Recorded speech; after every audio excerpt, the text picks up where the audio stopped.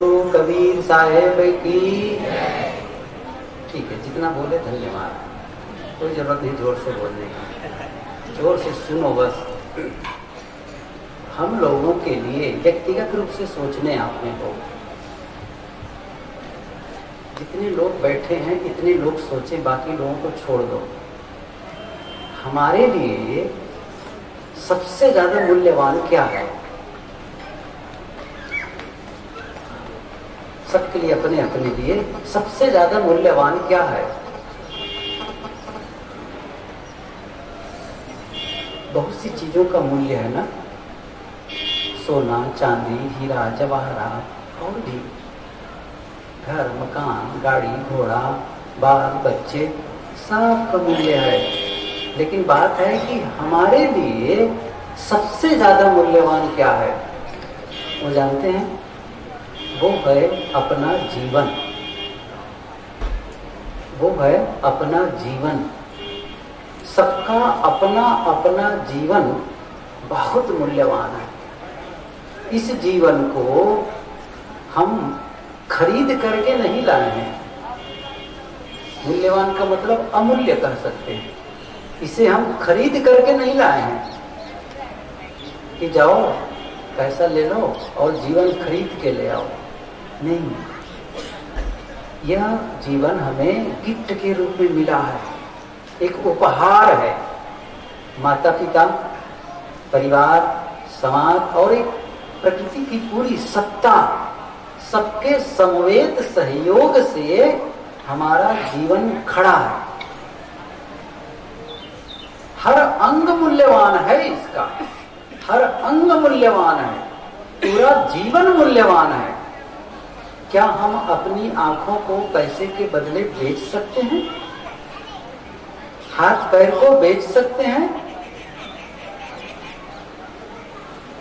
इसके अंदर और भी तमाम अवयव हैं।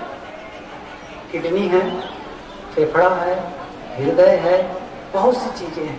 क्या उन सबको हम पैसे लेकर के बेच सकते हैं? कम मूल्यवान है? आप सोचेंगे ना थोड़ा सा भी तो आपको लगेगा इतना मूल्यवान जीवन पा करके क्या मैं सचमुच इसके महत्व को समझ रहा हूं? इसके महत्व को समझ रहा हूं? नहीं समझते हैं। जब तक हमारे पास जो चीज रहती है तब तक उसके महत्व को नहीं समझते हैं। जब वो चीज हमसे जुदा हो जाती है, अलग हो जाती है, तो फिर उसकी याद आती है, तो उसका महत्व समझते हैं। अभी नहीं समझ रहे हैं? इन हाथों के महत्व को समझ रहे हैं? नहीं समझ रहे हैं। क्यों? सहज काम करते रहते हैं, सब करते हैं। इन हाथों का महत्व आपको सही ढंग से तब पता चलेगा जिस दिन यह हाथ किसी कारण से कटकर अलग हो जाएगा। जानते हैं ना उस समय क्या लगेगा? मेरे हाथ थे। कितना महत्व उस समय लगेगा। आंखों के महत्व को नहीं समझ रहे हैं।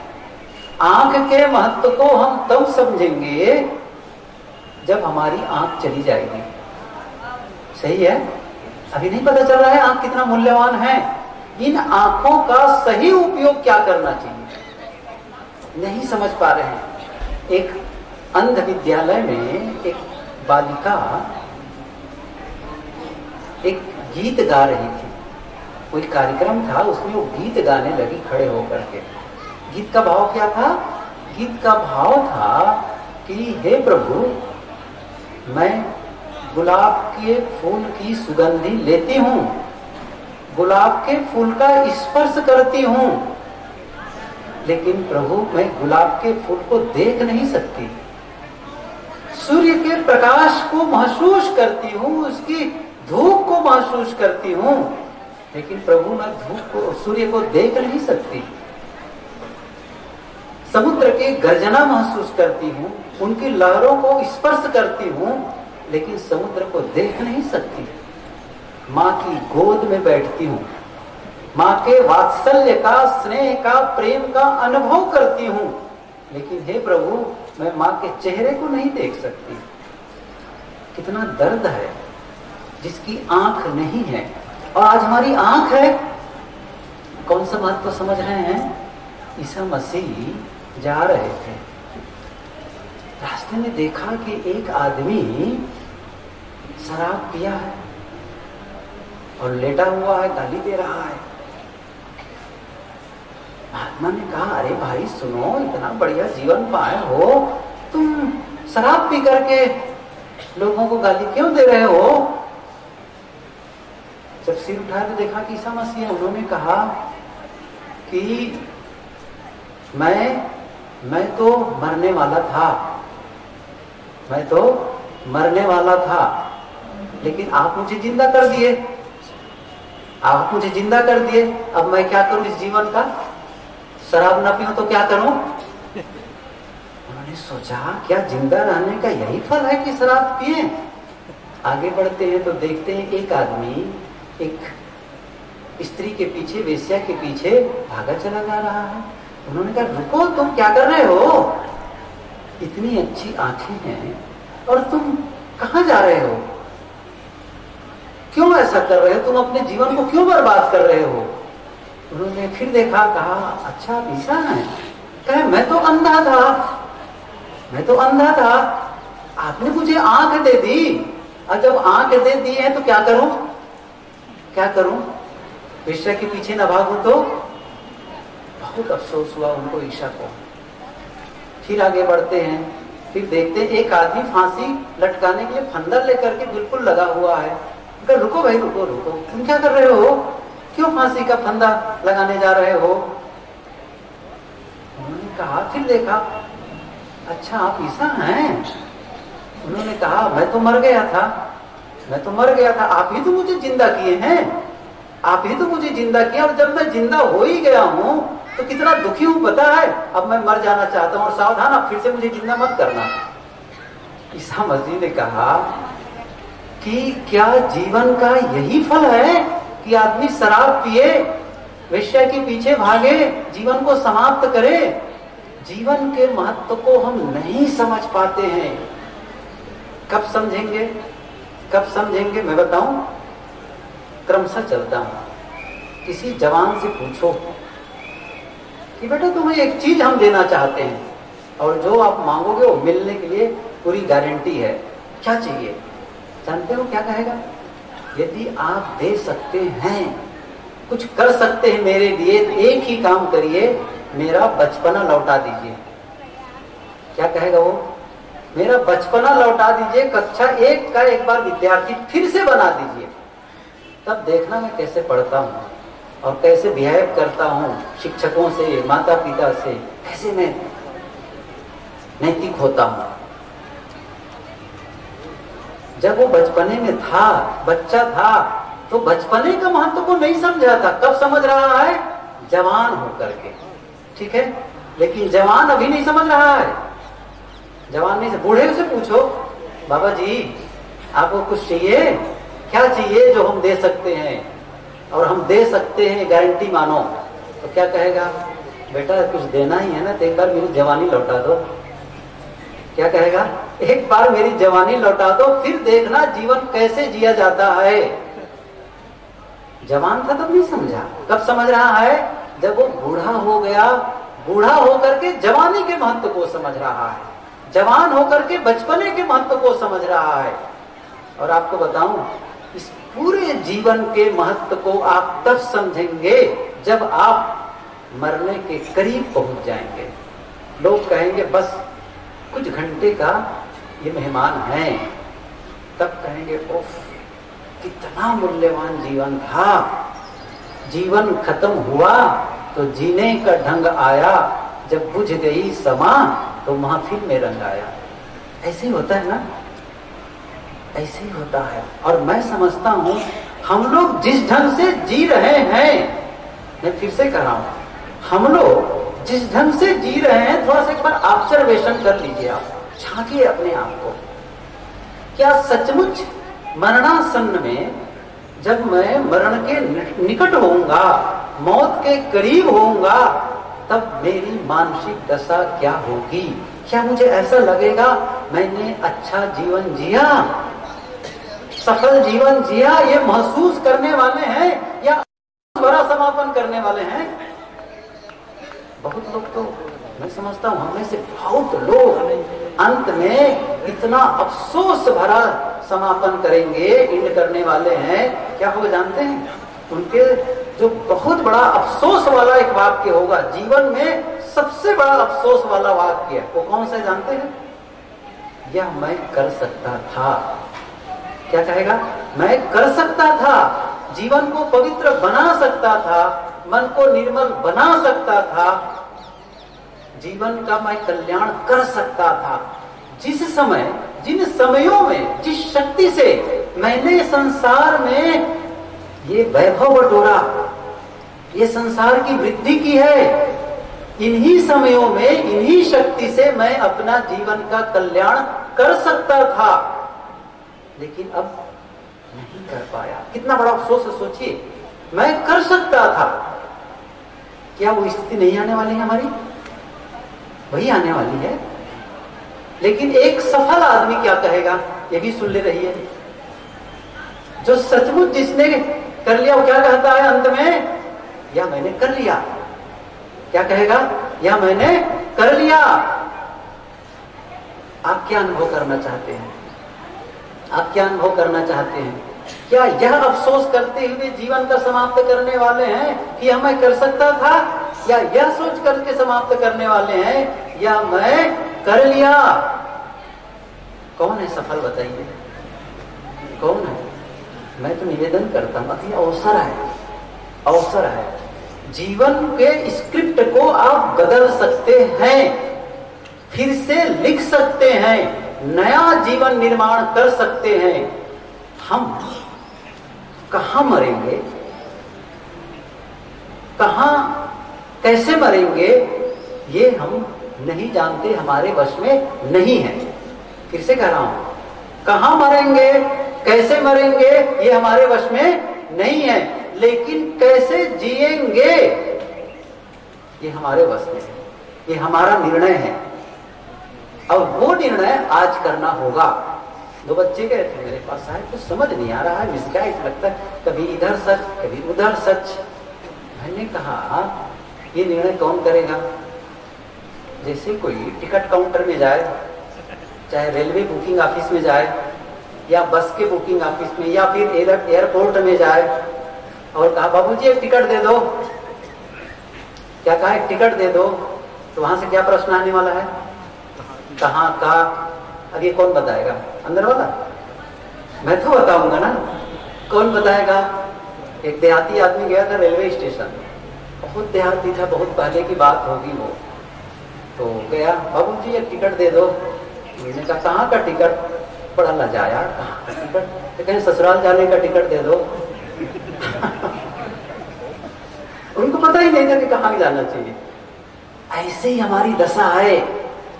हम यह निर्णय नहीं कर पाते हैं कि मैं अपने जीवन को कैसे जीऊं, मैं जीवन में कौन सा परिणाम पाना चाहता हूं। आप बताएं, मैं जीवन में कौन सा परिणाम पाना चाहता हूं? कौन सा परिणाम पाना चाहते हैं? खेत में आप कौन सी फसल पाना चाहते हैं? ये निर्णय कौन करेगा? किसान ना। किसान ही तो निर्णय करेगा आप खेत में कौन सी फसल पाना चाहते हैं, और जो फसल आप पाना चाहते हैं उसका बीज बोएं। देहाती अर्थ है, देहाती उदाहरण है। जो फसल आप खेत में चाहते हैं उसका बीज बोएं, तो क्या होने वाला है? उसी की फसल आने वाली है। आप गेहूं की फसल चाहें और धान का बीज बोएं, सफल नहीं हो सकते। फिर कहें आप कोई फसल ना बोएं, इसको इस ढंग से सोचें, कोई बीज ना बोएं, तब क्या होने वाला है? जब आप कोई बीज खेत में नहीं बोंगे तो क्या होने वाला है जानते हैं? कोई फसल नहीं होगी, लेकिन एक चीज होगी वहां पर, क्या? घास। सही है जी। वहां क्या होने वाली है? घास। यदि आप जीवन का निर्माण स्वतः नहीं करेंगे, जीवन को आप अपने ढंग से नहीं निर्मित करेंगे, तो वह अपने आप बर्बाद हो जाएगा। ये नियम है। आप उसे सही दिशा नहीं देंगे, इस शक्ति को सही ढंग से मोड़ेंगे नहीं, तो शक्ति बिखर जाएगी और आपके जीवन के लिए कोई उपयोगी नहीं होगी। हम सब यही गलती करते हैं, अपनी शक्ति का हम न संचय करते हैं, न उसका सही उपयोग करते हैं। अनावश्यक शक्ति, हमारी जो ऊर्जा भीतर है वो खपत होती रहती है, खपत होती रहती है, और अपने जीवन को बर्बाद हम ही स्वयं करते रहते हैं। मैंने कहा था ना शुरू में, कितना मूल्यवान जीवन है, और कब समझेंगे? अंत में। अभी अवसर है, आप फिर से जीवन को निर्मित कर सकते हैं। एक उदाहरण मैं दिया था, तो सच्ची घटना है। एक आदमी था, अखबार उठाया सुबह सुबह, बड़ा प्रसिद्ध आदमी था, वो सामान्य नहीं था, बड़ा प्रसिद्ध था। क्या हुआ था? एक कॉलम छपा था, श्रद्धांजलि। तो श्रद्धांजलि में उन्हीं का फोटो छपा था। ये आदमी मर गया, होगा क्या था, धोखा हो गया था। अखबार वालों को एक सूचना गलत मिल गई थी, शायद उनका भाई का शरीर छूटा था या कोई कारण था। क्या लिखा था?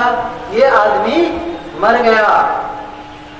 तब उनको लगा, सचमुच मैं तो जिंदा हूं कि नहीं हूं, अखबार वाले कैसे लिखते हैं कि मैं मर गया मेरे लिए। फिर सोचा चलो ठीक है, आखिर अखबार वालों ने मेरे विषय में लिखा क्या है? अब तो मैं मर गया ना, उनको सबको पता है कि मैं मर गया, तो मेरे विषय में लोगों की मान्यता क्या है, मेरे विषय में लोग कैसे महसूस करते हैं, कैसे विचार रखते हैं, जरा पढ़ूं। और जब वो पढ़ के देखा तो क्या लिखा? यह आदमी मौत का सौदागर था। क्या लिखा था? मौत का सौदागर था, डायनामाइट का निर्माता था। जब वो पढ़ा इस वाक्य को, मौत का सौदागर, उनका हृदय एकदम हिलने लग गया, परेशान हो गया वो। इसका मतलब है जब मैं मरूंगा तो लोग मुझे मौत के सौदागर के रूप में याद करेंगे। आंखें बंद किया, क्या मेरे जीवन का यही परिणाम आना चाहिए कि लोग मेरे बारे में यही सोचें? उन्होंने कहा नहीं, मुझे बदलना है। और उन्होंने क्या किया? जो भी संपत्ति उसने कमाई थी, बहुत संपत्ति कमाई थी, वो सबको उन्होंने ट्रस्ट बनाया। और क्या लिखा? इस संपत्ति के जो भी ब्याज मिले, जितना ब्याज मिले, दुनिया में जो भी किसी भी क्षेत्र में सबसे बढ़िया काम करने वाला हो, उनको पुरस्कार दिया जाए। ये इसी के लिए फिक्स्ड रहेगा। और संस्था एक कमेटी गठित कर दी। जानते हैं उस पुरस्कार का क्या नाम है? उस पुरस्कार का नाम है नोबेल पुरस्कार। समझ रहे हैं? सुने होंगे। उस व्यक्ति का नाम था अल्फ्रेड नोबल। उन्होंने क्या किया? जो मौत का सौदागर के नाम से जाना जा रहा था, अपने जीवन को बदलकर अब क्या कर दिया? इतना बड़ा काम। अब क्या कहते हैं? नोबेल पुरस्कार उनके नाम से चलता है। उनके पास तो अवसर था, जब हम मरने लगेंगे तो हमारे पास अवसर नहीं रहेगा। लेकिन चूंकि आप सत्संग में बैठे हैं, इसलिए मैं फिर से कह रहा हूं, आपके पास अवसर है। आप कभी भी अपने जीवन को बदल सकते हैं। ये हमेशा मानकर चलिए, आप हमेशा मान करके। क्या होता है जनरली, हम लोग की तो कमजोरी मैं बताता हूं, जब हम लोग सुनते हैं संतों से कि क्रोध छोड़ना चाहिए, लोभ छोड़ो, मोह छोड़ो, द्वेष छोड़ो, ईर्ष्या छोड़ो, अंदर से क्या आवाज आती है? क्या आती है? अंदर से आवाज आती है, बात तो सही है, बात तो सही है, लेकिन यह मैं नहीं कर सकता। सही है? यही आती है आवाज। फिर से कह रहा हूं, एक होता है आदर्श और एक होता है यथार्थ। आदर्श का मतलब, आदर्श का मतलब वह है जो हम होना चाहते हैं, ऐसा होना चाहते हैं। यथार्थ का मतलब है जो हम अनुभव करते हैं। जैसे मैंने कहा ना कि अक्रोधी बनो, निर्लोभी, निर्मोही, निष्कामी, प्रेम पूर्ण जीवन जियो। ये सब क्या आदर्श है? वो हम होना चाहते हैं। अनुभव क्या है? यथार्थ क्या है? क्रोध के विकार आते हैं, मोह के विकार आते हैं, द्वेष के विकार आते हैं। वो है हमारा आदर्श और यह है मेरा अनुभव। अनुभव तो भीतर क्या होता है, यह मैं नहीं कर सकता, बस वही है टर्निंग पॉइंट। आपको फिर से इस चीज को ध्यान देना है और इस बात पर गौर करिए, जहां से यह आवाज उठ रही है कि मैं नहीं कर सकता, बस वही बदलना है आपको, बस वही बदलना है। वहां पर क्या कहना है, मैं कर सकता हूं। ये आत्मविश्वास जगाने के लिए ऐसा आशावान वचन है, मैं कर सकता हूं, क्यों नहीं कर सकता मैं? यदि दुनिया में किसी ने यह काम किया है तो मैं भी कर सकता हूं। मैंने लोगों से कहता हूं, आप जपो ना, राम राम राम राम मत जपो। क्या जपना है, मैं कर सकता हूं, मैं कर सकता हूं, मैं कर सकता। सुबह से जपना शुरू कर दो बस। तो क्या होगा, अंदर में एक वाइब्रेशन तैयार होगा, जो हमारे सबकॉन्शियस माइंड है ना, सबकॉन्शियस माइंड में रीप्रोग्राम होगा। ये हम जानते ही नहीं है। मैं सही बताऊं ना, जीवन को हम बड़े उथले ढंग से जीते हैं, इतना उथला जैसे समुद्र है ना, लहर पर लहर, समुद्र के पेट में उतरते ही नहीं है, कितने प्रशांत है। ऐसे ही जीवन का लेवल जब जीते ना, बिल्कुल कमाना खाना जीना, लड़ना झगड़ना, बस जीवन को समझो तो जरा से। सबकॉन्शियस माइंड में जो आपका अवचेतन मन है, वो आपके विचारों से अछूता रह जाता है, अछूता रह जाता है। जैसे मैं आपको बताऊं, मन की कितनी गांठें, कितनी स्थिति होती, मान लो ये है, तो जैसे इतना लंबा है तो 9 भाग जो है अवचेतन मन है, और केवल ऊपर जो है 1 भाग, 10 में से 1 भाग वो चेतन मन है। चेतन मन का मतलब जो अंदर अंदर जो हम सोचते नहीं है, निर्णय करते, या करूं या ना करूं, वैसा जाऊं वैसा ना करूं, ये सब चेतन मन है, जिसको कहते हैं कॉन्शियस माइंड, चेतन मन। और अवचेतन मन जिसमें आदतें सुरक्षित रहती हैं, संस्कार सुरक्षित रहते हैं। ऐसा नहीं है कि हर चीज को हम रोज रोज सीखें। जैसे रोज बूट शर्ट पहनना हो, सीखो और तब बूट शर्ट पहनो, तो हैरानी इतनी है, हमने सीख लिया। अब आंखें बंद करके भी बूट शर्ट पहन सकते हैं। कैसे पहन सकते हैं? सबकॉन्शियस माइंड में प्रोग्रामिंग है, उसी प्रोग्रामिंग के आधार पर आप सब काम करते रहते हैं। तो गलत प्रोग्रामिंग जब हो गई है तो परिणाम क्या आएगा? गलत। अब उसको रीप्रोग्राम करना है तो कैसे करना है? मैं एक उदाहरण बताऊं आपको। आपके पास एक कंप्यूटर है, आज तो कोई रोक टोक नहीं है ना बोलने में, मुझे कहा गया है कंप्यूटर है। कंप्यूटर में जब आप सॉफ्टवेयर डाल रहे थे तो एक मिस्टेक हो गया। क्या मिस्टेक हो गया? 2 धन 2 बराबर 5। क्या हो गया? क्या गलती हो गई? 2 धन 2 बराबर 5। ठीक है। अब जो भी साहब आप कोई भी प्रश्न क्वेश्चन हल करना चाहते, सॉल्व करना चाहते, क्या आएगा उत्तर? गलत आएगा ना। क्यों? वहां पर फीड ही गलत हुआ है, जो सॉफ्टवेयर है वही गलत है, तो जो उत्तर आएगा गलत आएगा ना। अब हम चाहते हैं कि सही उत्तर आए तो क्या करना होगा? बिल्कुल सरल बात बता रहा हूं। तो क्या करना होगा? वो जो आप फीड किए ना उसको बदलो। क्या करना होगा? 2 धन 2 बराबर 5 को बदल कर करना है 2 धन 2 बराबर 4। अब क्या होगा? अब जब डालेंगे तब उत्तर क्या आएगा? सही।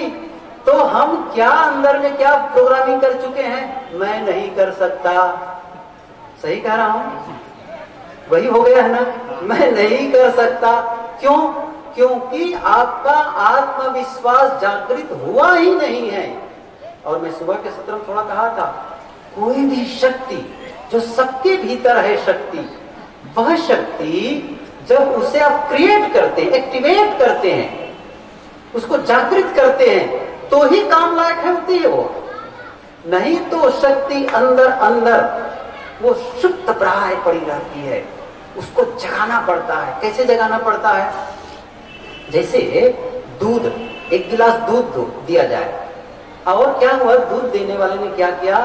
उसमें 2 चम्मच चीनी डाल दिया, लेकिन हिलाया नहीं था। चीनी जाकर के कहां बैठ गई? तली में। अनुभव है? अनुभव है? चीनी तली में बैठ गई है। और आप जब पूरा दूध पी लेते अंतिम लगता, अच्छा इसमें चीनी भी थी, अंतिम में पता चलता है। ठीक है। अब क्या करना है उसको?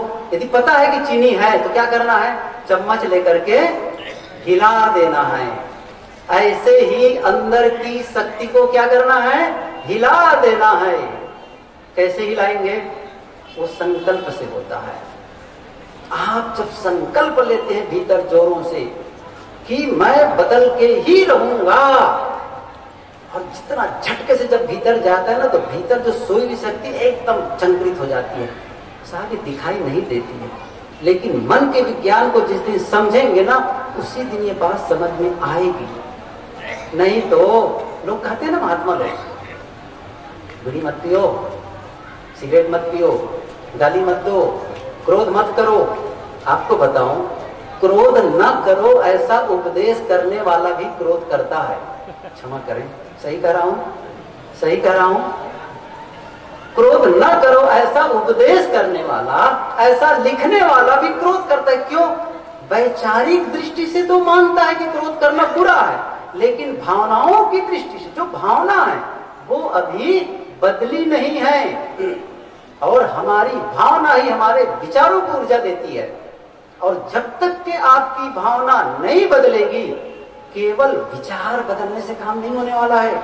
आप केवल सोचते हैं कि बुरा है क्रोध, लिखवा भी देते हैं दीवार पर, क्रोध करना बुरा है। क्या होगा? क्या होगा इससे?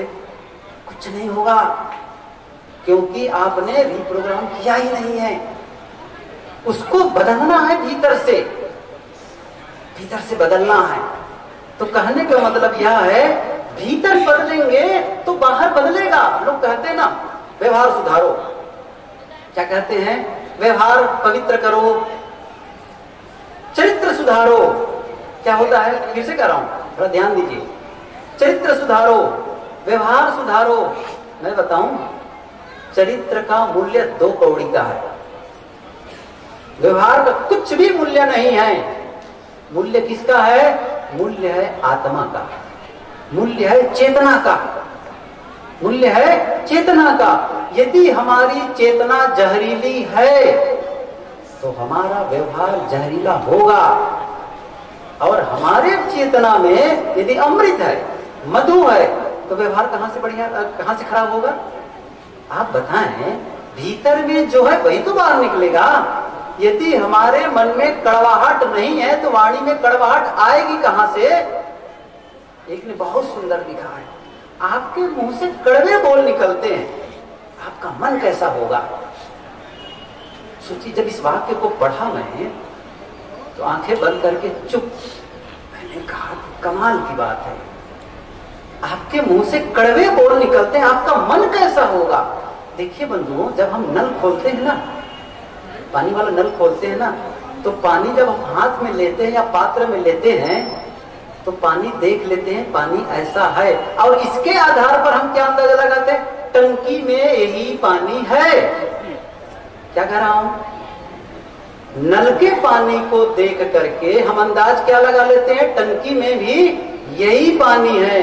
ऐसे ही ये जो वाणी है ना, ये नल की तरह है। समझ रहे हैं?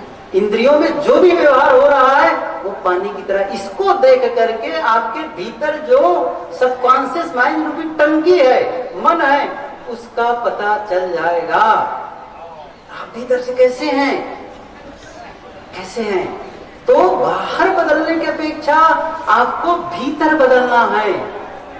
आपके मन में जब प्रेम होगा, आपके मन में श्रद्धा जब जम जाएगी, तो क्या बताना पड़ेगा कि बड़ों से प्रेम किया करो, बड़ों के प्रति श्रद्धा किया करो, गुरु के श्रद्धा करो। अरे कमाल की बात है, मतलब आप भीतर से नहीं समझ पा रहे हो उस चीज को, आपको ऊपर से कहना पड़ेगा। आप समझिए इस चीज को। जिस दिन आप महसूस करने लग जाएंगे कि ये आवश्यकता है मेरी, फिर आपको भीतर से नहीं बदलना है। बाहर के व्यवहार को जबरदस्ती बदलकर आप जीवन नहीं बदल सकते। ये बहुत गलत तरीका है, बहुत गलत है। किसी को जबरदस्ती शराब छुड़वाओ, किसी को क्रोध छुड़वाओ, नहीं हो सकता है, नहीं हो सकता है। क्यों? यदि मन में क्रोध के विचार आ रहे हैं तो क्रोध छूटेगा कैसे? यदि मन में काम के चिंतन आता है तो काम विकार से मुक्त कैसे हो सकते हैं? काम क्रिया से मुक्त कैसे हो सकते हैं? नहीं हो सकते हैं। पहले क्या है, भीतर यदि मन में चोरी के विचार घुमड़ रहे हैं तो आप चोरी कर्म से कैसे बचे रह जाएंगे? परिवर्तन तो भीतर होना है, बाहर को कितना रोकोगे आप? हम लोग की दशा क्या है बताऊं? जैसे एक झोपड़ी है, आग चल रही है नीचे और ऊपर धुआं निकल रहा है, तो हम क्या करते हैं? झोपड़ी के ऊपर चले गए, धुआं रोको, धुआं रोको, धुआं नहीं निकलना चाहिए। यही तरीका अपनाते हैं, यही तरीका अपनाते हैं। धुआं को आप रोकेंगे ऊपर तो दूसरा रास्ता से निकलेगा ना। ऐसे ही हम रोक रहे। ये जितना हमारा व्यवहार जीवन में सब धुआं है। क्या है? वो धुआं है। और धुआं का कारण तो नीचे है ना, आग, वहां जाके बुझाओ। ये धुआं, ये जो व्यवहार है संदेश, मेरी वाणी संदेश है, मेरा व्यवहार संदेश है। सारा व्यवहार संदेश, सुबह से शाम तक, चाहे मैं सबके बीच करूं, चाहे मैं अकेले में करूं, यह संदेश है कि मैं भीतर से कैसा हूं। देखिए साहब, मैं एक बात बताऊं आपको, लोगों के सामने हम व्यवहार करने में बड़े सावधान हो जाते हैं, बहुत सावधान हो जाते हैं, लेकिन जब अकेले में होते हैं ना, असली रूप निखरता वहीं पर। प्लेटो ने एक बढ़िया कहानी लिखी है।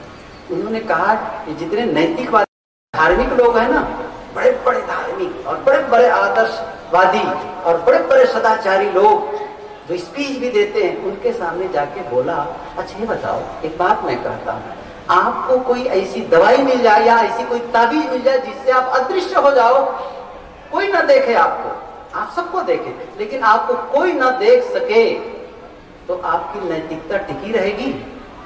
क्या कहा? आपका जो सदाचार है वो टिका रह जाएगा? तो कई लोगों ने क्या पूछा उनसे, कोई मिलता है क्या ऐसा? क्या कहा? कहीं है क्या ताबीज ऐसा? उन्होंने कहा है नहीं, लेकिन मान लो ऐसा हो तो। तब लोगों ने क्या कहा? मुश्किल है, मुश्किल है। हम दिखते हैं लोगों के सामने इसलिए गलत नहीं करते। एक ने बहुत सुंदर कहा, लोग हमें सदाचारी कहते हैं, हमें कहते हैं सज्जन, जेंटलमैन, गुड मैन, लेकिन सचमुच जिस दिन हमारी वास्तविकता को लोग समझेंगे, जानते हैं क्या होगा? हम में से बहुत ऐसे लोग हैं जिनको फांसी की सजा हो जानी चाहिए।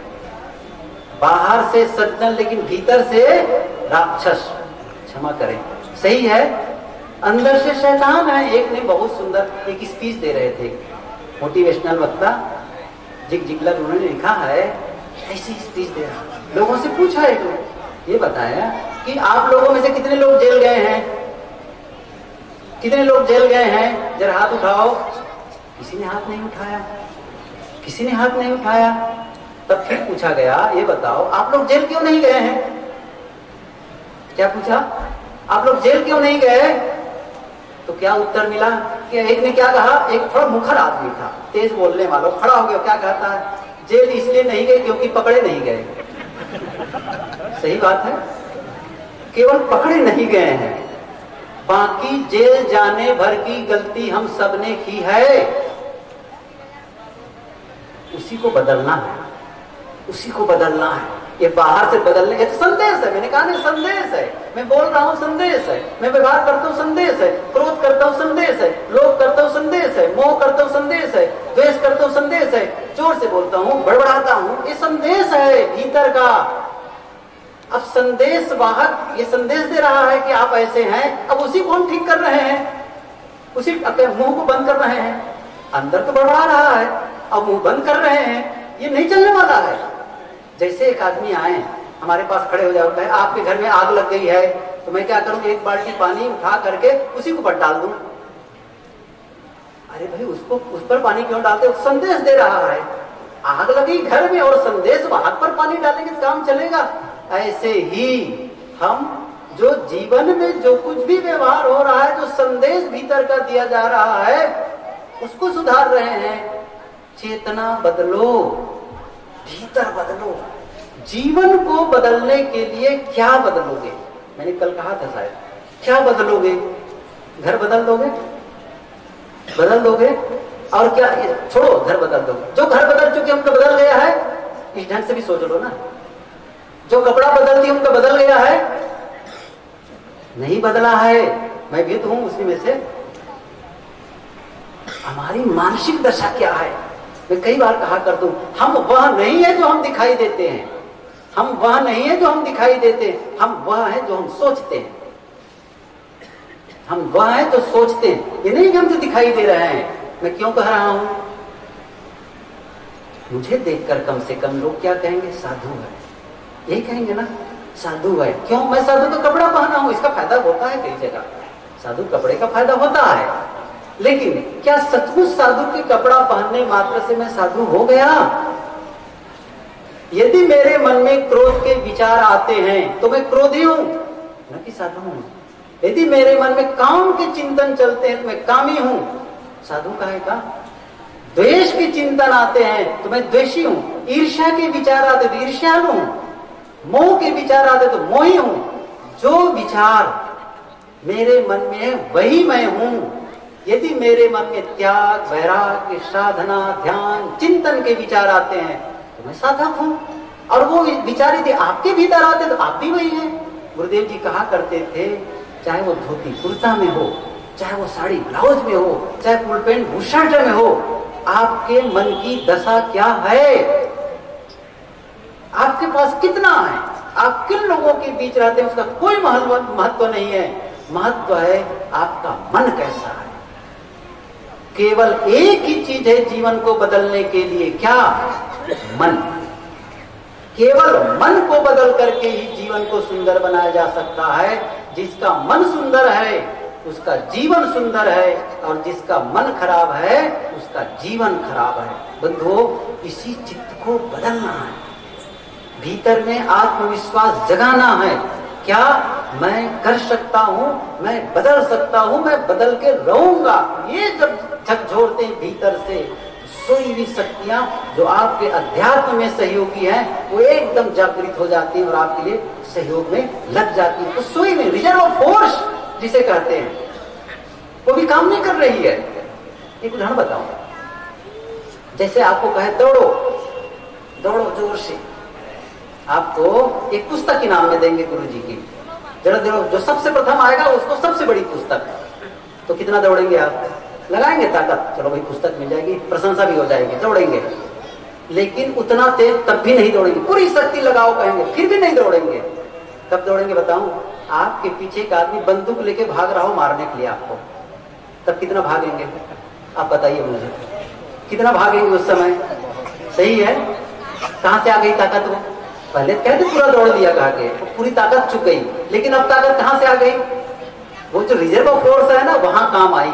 अरे बचो, एक खरगोश था, उसको कुत्ता देख लिया, झपटा भागा खरगोश, बिल्कुल एकदम दुम दबा करके, और इतना जोर से भागा और जाकर के बिल में घुस गया।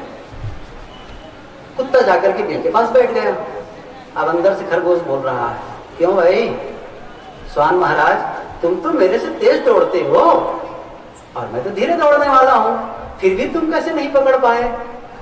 हाँ वही मैं भी सोच रहा हूं बैठे बैठे, आखिर हुआ कैसे? मैं तेज दौड़ने वाला और ये। तो अंदर से खरगोश ने क्या कहा? उन्होंने कहा, तुम दौड़ रहे थे भोजन के लिए, और मैं दौड़ रहा था प्राण बचाने के लिए। सही है, अंतर होगा।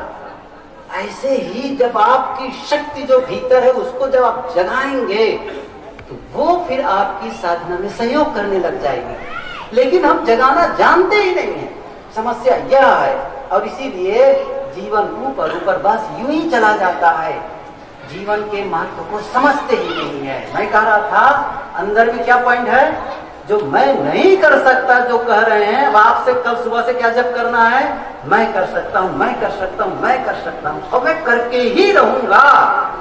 ये जिस दिन आप संकल्प लेंगे, और मैं कहा ना एक बार बीच में कहा था, कभी भी बदल सकते हैं, देरी कभी भी नहीं होती है। चाहे जितनी बड़ी गलती आपसे हो गई हो, तो कान खोल के सुन लीजिए, चाहे जितनी बड़ी गलती आपसे हो गई हो और जितने दिन से हो रही हो, आप बदल सकते हैं, आप बदल सकते हैं। और कब बदल सकते हैं? आपकी जिंदगी को बदलने में कितना समय लगेगा?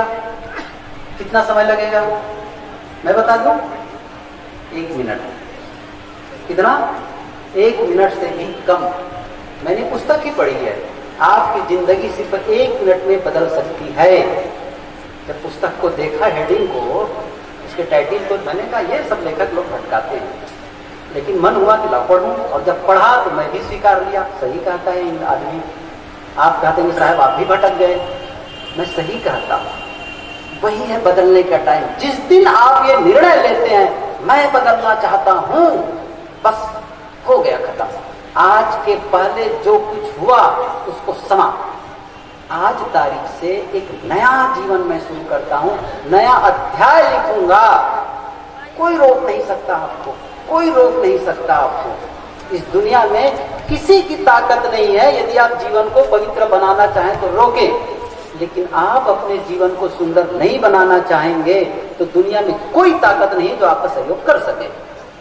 सबसे ज्यादा महत्वपूर्ण आप खुद हैं, आप स्वयं हैं। आप ही हैं अपने जीवन का निर्माता। आप ही बिगाड़ते हैं, आप ही बनाते हैं। हम स्वयं निर्माता हैं, मैं स्वयं निर्माता हूं। हर आदमी अपने जीवन का निर्माता है। जिस दिन ये आप स्वीकारेंगे, मैं एक दिन कहा था ना, आप जिम्मेदार हैं। जीवन में जो कुछ भी घटता है इसकी जिम्मेदारी स्वीकार करो। जीवन में जब थोड़ा सा अप होना है ना, ऊंचा उठना है, इसके तरीका मैं बताता हूं। सबसे पहला आपको क्या करना पड़ेगा, कहना पड़ेगा मैं जिम्मेदार हूं। जीवन का जिम्मेदार मैं हूं, मेरे जीवन का जिम्मेदार मैं हूं। कितनी प्रतिशत जिम्मेदारी लेने की जरूरत है? कितना? 100, 100, 99 से काम नहीं चलने वाला है। समझ रहे हैं? 99% आपको मिल जाए परीक्षा में, क्या पूछना है, क्या पूछना है। लेकिन यहां नहीं, सवाल जीवन की बात है ना। देखिए साहब, स्कूल में जो पढ़ते हैं ना, वो स्कूल की परीक्षा पास कराता है, जीवन की परीक्षा पास नहीं कराता है। और जीवन पढ़ाई करते ही नहीं है। जीवन के पाठ पढ़ने के लिए हमने कहीं एडमिशन लिया ही नहीं है, इसलिए जीवन में हम असफल होते हैं। स्कूल की परीक्षा पास करके नौकरी पा जाते हैं, पैसा कमाने लग जाते हैं, लेकिन क्या इतने मात्र से जीवन सफल हो गया? इतने मात्र से जीवन सफल हो गया? क्या आप पैसा कमा डालेंगे, बहुत सारा पैसा आ जाएगा तो करेंगे क्या? क्या होगा पैसे का? क्या इससे जीवन सफल हो जाता है? नहीं। पैसे से आगे एक बिल्डिंग खरीदेंगे, गाड़ी खरीदेंगे, कपड़े खरीदेंगे, सोने चांदी खरीदेंगे, जमीन जायदाद खरीद लेंगे, खाने पीने की चीजें खरीद लेंगे, तो क्या हो जाएगा? इससे काम पूरा हो गया? क्या हम केवल रोटी से जिंदा रहते हैं? ईसा मसीह ने कहा है, you can not live by bread alone. आप सिर्फ रोटी से जिंदा नहीं रह सकते।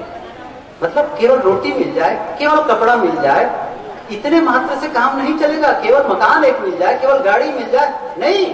इसके अलावा और बहुत कुछ चाहिए। हमें प्रेम चाहिए, हमें सम्मान चाहिए, हमें विश्वास चाहिए। क्या आप किसी घर में रहें, जिस घर में रहते हैं, जिस परिवार में, वहां से आपको प्रेम न मिले, स्नेह न मिले, विश्वास न मिले, आप जिंदा रहेंगे? केवल रोटी से जिंदा रहेंगे? नहीं रह सकते हैं। तो क्या इन सब चीजों को रुपये से खरीद सकते हैं? क्या प्रेम को खरीद सकते हैं? विश्वास को खरीद सकते हैं? ईमानदारी को खरीद सकते हैं? मन की शांति खरीद सकते हैं? नहीं खरीद सकते। और क्या हमने उसके लिए कमाई की है? मैंने कहा था ना, वो सब शक्ति भीतर है।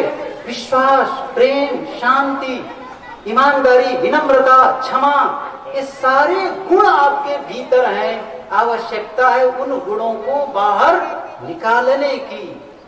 आप जब उससे काम लेंगे, उसका उपयोग करेंगे, तभी वह शक्ति बाहर आएगी, नहीं तो फिर नहीं आने वाली है।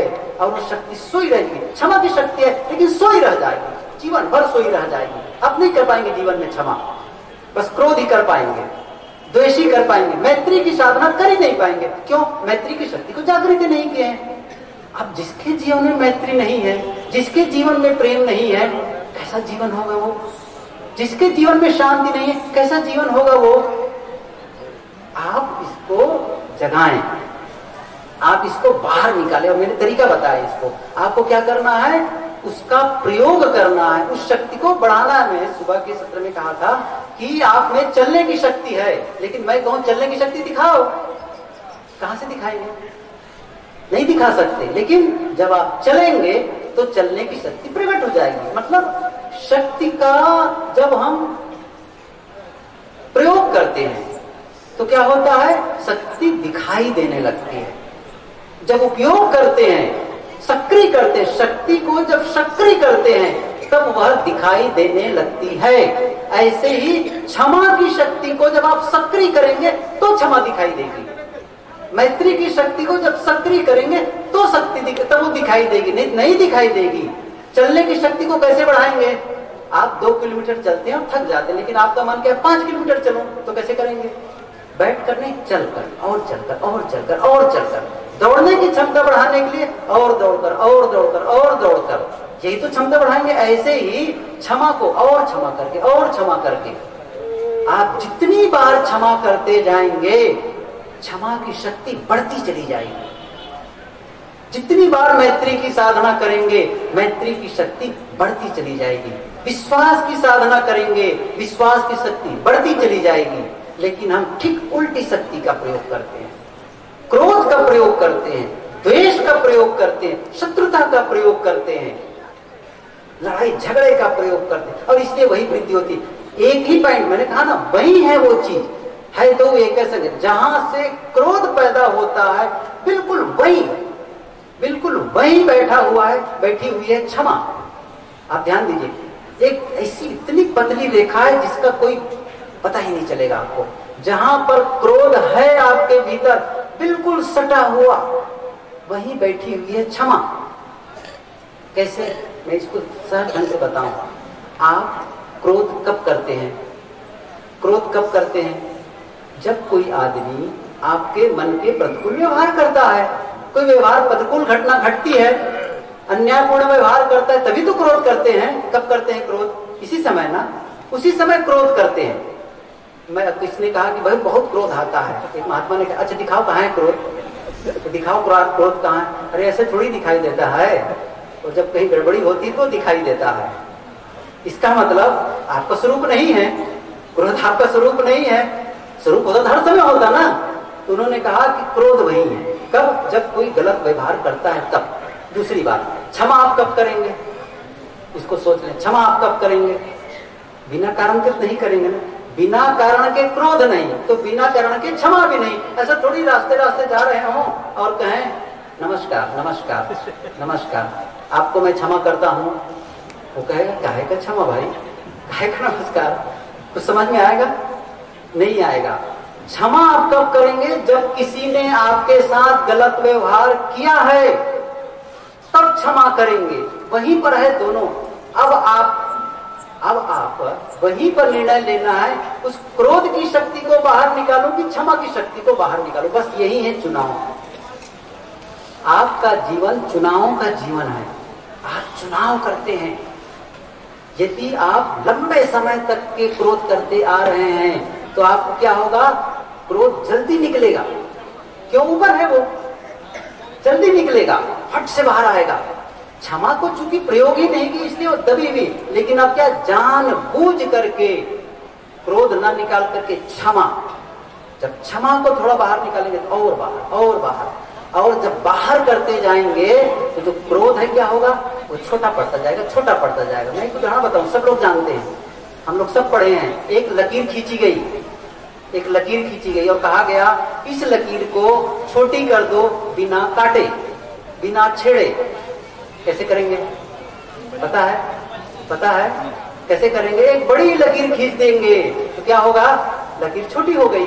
ऐसे ही जो क्रोध है ना, उसको छोटा करना है। कैसे करना है? क्रोध की शक्ति को बढ़ा देनी है। जब क्रोध को क्षमा को बढ़ा देंगे, क्रोध की शक्ति को कम करने के लिए क्या करना है? क्षमा की शक्ति को जब बढ़ा देंगे तो क्रोध अपने आप ठंडा होता चला जाएगा, वो दबता चला जाएगा।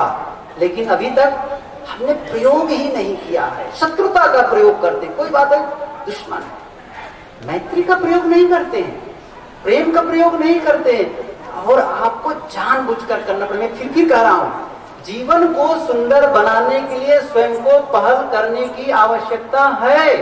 आपको बैठ करके काम करना। मैत्री की साधना अकेले में बैठ जाओ प्रेम की साधना के लिए में बैठ जाओ, आंखें बंद करो सुबह सुबह ध्यान के पश्चात, और ऐसा भाव जगाओ कि अंदर से एक तरंग निकल रही है, तरंग निकल रही है, प्रेम प्रेम प्रेम, मैत्री मैत्री मैत्री। मानो ऐसा लगे कि ऐसे वेग निकलता हो और फैल रहा हो सबके ऊपर, सबके भीतर प्रेम भेज रहे हैं, प्रेम भेज रहे हैं। कोई नुकसान होने वाला है? जब आप घृणा करते हैं, जब आप शत्रुता करते हैं, तो आप भीतर अपने आप को तोड़ते हैं, बहुत नुकसान करते हैं।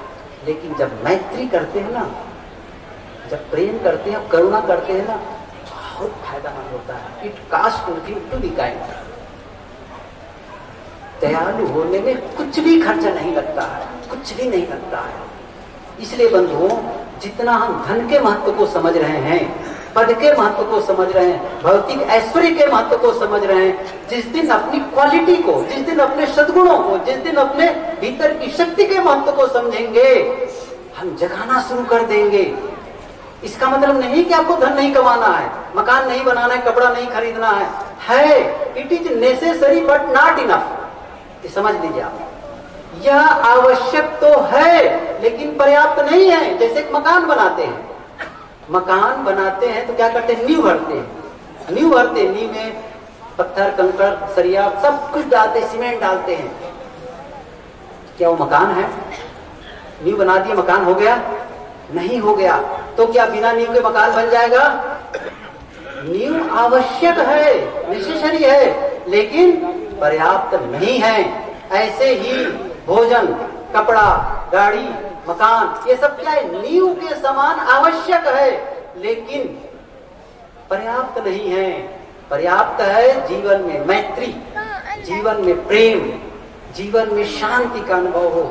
वह जीवन का क्या मतलब है? जिस जीवन के फल में केवल मौत फले, केवल मौत फले, अंत में केवल मौत। क्या होने वाला है? हम लोग अंत में क्या होने वाला है? मौत। क्या उस जीवन का महत्व है? जिस जीवन में महाजीवन का अनुभव नहीं किया गया, जिस जीवन में शांति का अनुभव नहीं किया गया, जिस जीवन में मोक्ष का अनुभव नहीं किया गया, वह जीवन व्यर्थ है, वह जीवन व्यर्थ है। तालमुद में कहा गया है, पारसियों की एक ग्रंथ है तालमुद, उसमें कहा गया है परमात्मा यह नहीं पूछेगा आपसे कि आपने कौन कौन सी गलतियां की हैं, वो नहीं पूछेगा। बड़ा उदार दिल है, वो गलतियों पर ध्यान नहीं देता है। वो क्या पूछेगा? वो क्या पूछेगा? वो पूछेगा कि तुम्हें सुख के लिए अवसर दिया गया था, तुमने सुख क्यों किया? क्या जीवन दुख भोगने के लिए मिला है? लड़ाई झगड़ा करने के लिए मिला है? दुश्मनी करने के लिए मिला है? तो क्या केवल बाल बच्चों को पैदा करने के लिए मिला है? बिल्डिंग बनाने के लिए मिला है? क्यों? जीवन मिला है शांति का अनुभव करने के लिए, जीवन मिला है मोक्ष अनुभव के लिए। और जिस जीवन में मोक्ष का अनुभव नहीं हुआ, महाजीवन का अनुभव नहीं हुआ, वो जीवन का है का? उस जीवन का कौन सा फल? केवल मौत फलने वाला है अंत में। और मौत का फल कोई अर्थ नहीं आने, वो तो अपने आप आने वाला है, अपने आप मौत होने वाली है। इसका क्या मतलब निकलता है? इस जीवन में हमें काम करना है। और कब होगा? जब आप मन को सुंदर बनाएंगे। बस एक ही काम करना है, मन को सुंदर बनाना है, तो ही जीवन बनेगा। ये सब चीजें हैं। मैं कह रहा था सबकॉन्शियस माइंड को हमें रीप्रोग्राम करना है। तो रीप्रोग्राम के लिए मैंने कहा कि मैं कर सकता हूँ, मैं कर सकता हूँ, ये मैं करके ही रहूंगा। जब बार बार उस चीज को आप क्रिएट करते हैं तो अंदर जो सबकॉन्शियस माइंड में क्या होता है, वो एक फिर से प्रोग्रामिंग होती है। पहले वाली प्रोग्रामिंग खत्म होती है और रीप्रोग्राम हो करके जब हम डाल देते हैं, फिर उसके अनुसार व्यवहार होना शुरू हो जाता है, क्योंकि हमने उसको बदल दिया है। जब रीप्रोग्राम कर डाले हैं तो हमारा व्यवहार बदलने लगता है, हमारा स्वभाव बदलने लगता है। स्वभाव बदलना बहुत जरूरी है। आदतों में परिवर्तन करो। आदतें वहीं बची हुई है भीतर, सबकॉन्शियस माइंड में, अवचेतन मन में, उसी में परिवर्तन लाना है। कि ऊपर ऊपर से, कपड़ा बदलने से, घर बदलने से, केवल बात करने से कुछ नहीं होता है।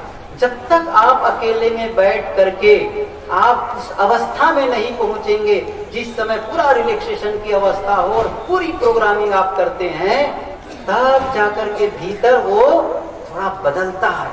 और साथ साथ में विश्वास। आप में पूरा विश्वास होना चाहिए।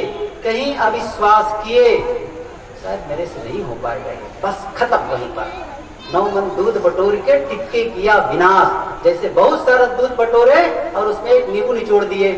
ये जो अविश्वास है ना, आपको फिर पीछे ढकेल देता है। फिर पीछे आपको पूरा विश्वास करना है कि मैं कर सकता हूँ। और जब आप कहने लगते हैं मैं कर सकता हूँ, आपकी सोई हुई शक्ति जागती है और आपके लिए सहयोग करने लगती है। बंधुओं, ये बदलना बहुत जरूरी है। सत्संग सुनते सुनते बूढ़े हो जाता है आदमी, प्रवचन सुनते सुनते, सदग्रंथ पढ़ते पढ़ते आदमी बूढ़ा हो जाता है, लेकिन बदलता नहीं है भीतर से। इसी कारण नहीं बदलता है। मैं बंद कर रहा हूँ।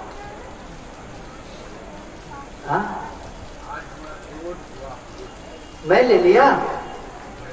मैं आभारी हूँ कि मेरी बातों को सुन करके आपने कम से कम बदलने का संकल्प लिया। अच्छा, हाँ हाँ हाँ, धन्यवाद धन्यवाद, बहुत बढ़िया। सब लोग ताली बजाओ भाई इनके लिए।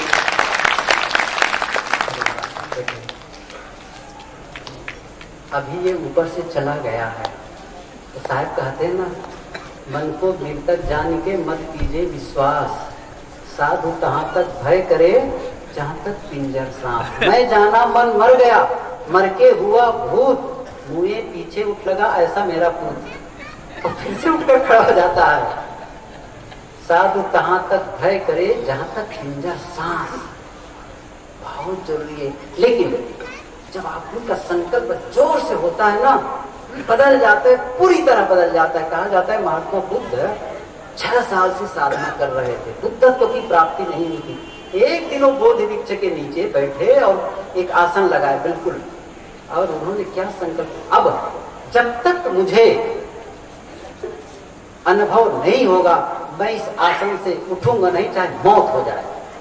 आप जानते हैं यह संकल्प से क्या होगा, उसी रात को उन्हें बोधि की प्राप्ति हुई है। साहब, आदमी संकल्प करता है ना, एकदम बदल जाता है, एकदम बदल जाता है, कभी भी बदल सकता है। इसलिए हमें कभी भी हारना नहीं है, हमें जीतना है। हमारा स्वभाव क्रोध नहीं है, शीतलता है, शीतलता, उसका अनुभव करना है। क्रोध तो आग है, उसमें गर्मी लगती है, ताप लगता है, लेकिन शीतलता अपना स्वरूप है, उसमें महसूस करना है। जब हम करेंगे तो होगा।